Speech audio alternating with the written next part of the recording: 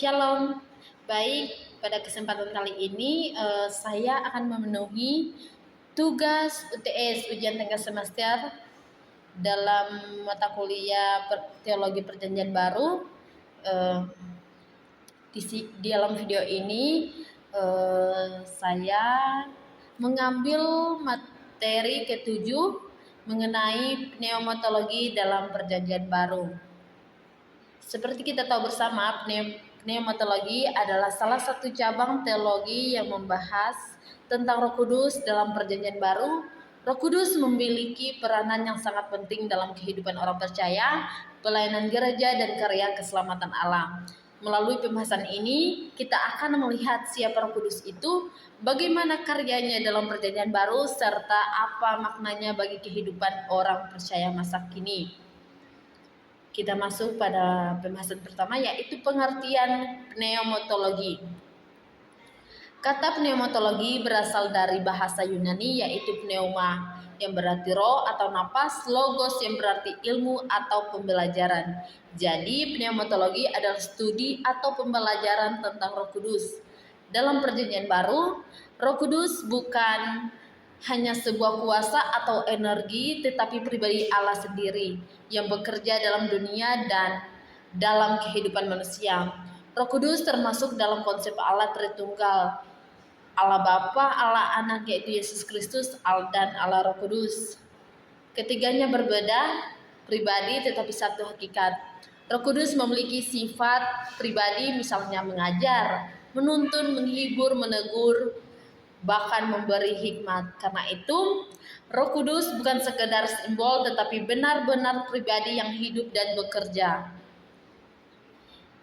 Kemudian selanjutnya ada Roh Kudus dalam kehidupan Yesus. Dalam Perjanjian Baru, karya Roh Kudus sangat terlihat dalam kehidupan dan pelayanan Yesus Kristus. Pertama, Roh Kudus bekerja dalam kelahiran Yesus. Dalam Injil Lukas dijelaskan bahwa Maria mengandung oleh kuasa Roh Kudus. Hal ini menunjukkan bahwa sejak awal kedatangan Yesus di dunia ini, Roh Kudus sudah berkarya. Kedua, Roh Kudus hadir saat baptisan Yesus. Ketika Yesus dibaptis di Sungai Yordan, Roh Kudus turun seperti burung merpati. Peristiwa ini menunjukkan bahwa Roh Kudus menguatkan dan mengurapi pelayanan Yesus. Ketiga, Roh Kudus memimpin Yesus dalam pelayanan. Yesus dipimpin Roh Kudus ke padang gurun untuk dicobai. Setelah itu Yesus melakukan banyak mujizat, mengajar, menyembuhkan orang sakit, dan memberitakan kerajaan Allah dengan kuasa Roh Kudus. Hal ini menunjukkan bahwa pelayanan yang benar harus dipimpin oleh Roh Kudus. Selanjutnya, karya Roh Kudus dalam gereja mula-mula. Salah satu bagian paling penting dalam Perjanjian Baru adalah pencurahan Roh Kudus pada hari Pentakosta. Peristiwa ini terdapat dalam Kisah Para Rasul pasal 2. Pada saat itu, para murid berkumpul dan tiba-tiba turunlah Roh Kudus atas mereka. Akibatnya, mereka dipenuhi keberanian, mereka berbicara dalam berbagai bahasa, mereka memberitakan Injil dengan kuasa. Peristiwa Pentakosta menjadi awal lahirnya gereja mula-mula. Sebelum menerima Roh Kudus, para murid takut dan bersembunyi. Tetapi setelah dipenuhi Roh Kudus, mereka menjadi berani memberitakan Injil, bahkan menghadapi penganiayaan. Roh Kudus juga memimpin pelayanan para rasul, memberi hikmat dalam pengambilan keputusan, menguatkan jemaat, dan memperlengkapi gereja dengan karunia Roh. Karunia Roh misalnya mengajar, bernubuat, menolong, memimpin, dan berkata-kata dengan hikmat. Semua karunia diberikan untuk membangun tubuh Kristus. Selanjutnya, peran Roh Kudus bagi orang percaya. Dalam kehidupan orang percaya masa kini, Roh Kudus memiliki banyak peran penting. Pertama, Roh Kudus menolong manusia mengenal Allah. Tanpa pertolongan Roh Kudus, manusia sulit memahami kehendak Tuhan.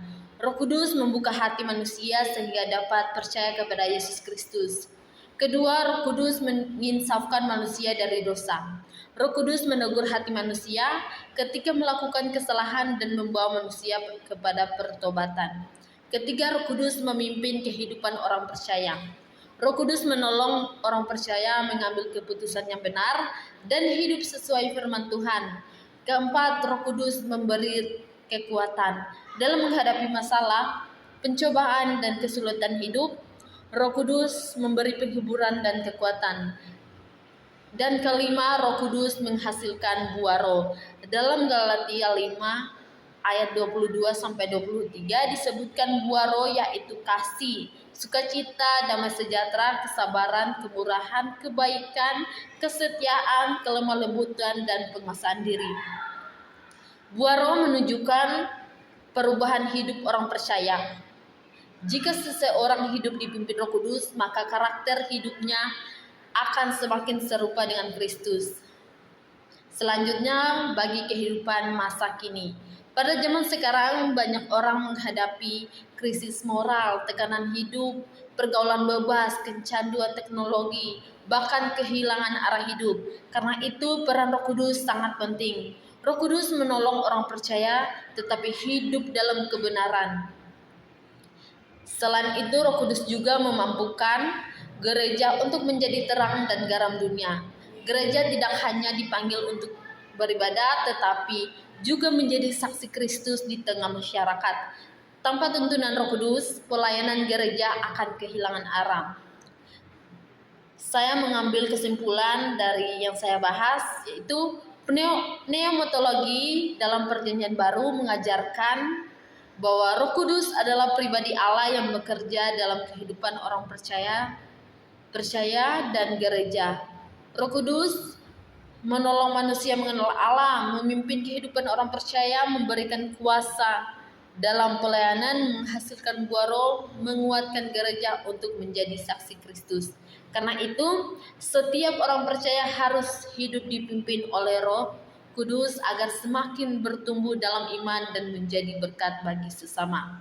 Sekian pembahasan saya tentang pneumatologi dalam Perjanjian Baru. Terima kasih, Tuhan Yesus memberkati.